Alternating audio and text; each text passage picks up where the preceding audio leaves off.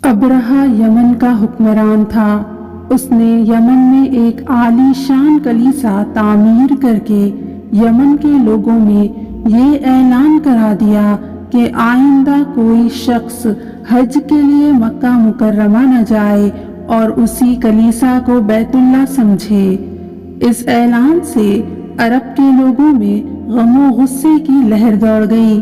फिर उनमें से किसी शख्स ने रात के वक्त उस कलीसा में जाकर गंदगी फैला दी।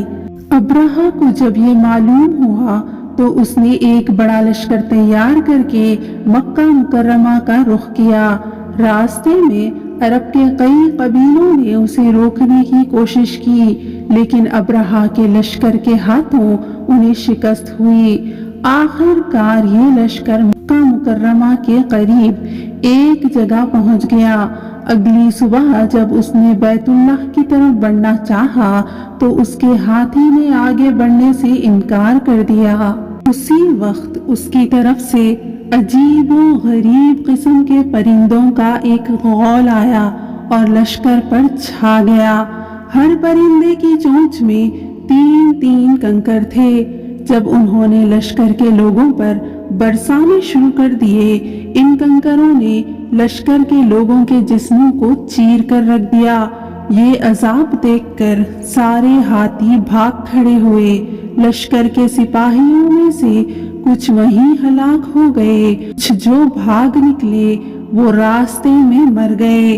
अब्रहा के जिस्म में ऐसा जहर सरायत कर गया कि उसका एक एक जोड़ गल सड़ कर गिरने लगा। उसी हालत में उसे यमन लाया गया। वहां उसके सारे बदन से खून बह बह कर खत्म हो गया। उसकी मौत सबसे ज्यादा इबरतनाक हुई।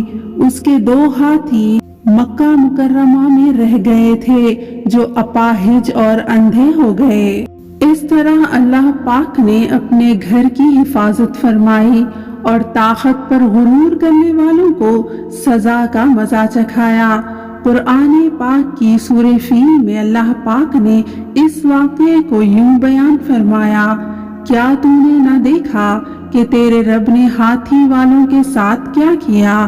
क्या उनके मकर को बेकार नहीं कर दिया और उन पर परिंदों के झुंड भेज दिए जो उन्हें मट्टी और पत्थर की कंकरियां मार रहे थे, बस उन्हें खाए हुए भूसे की तरह कर दिया।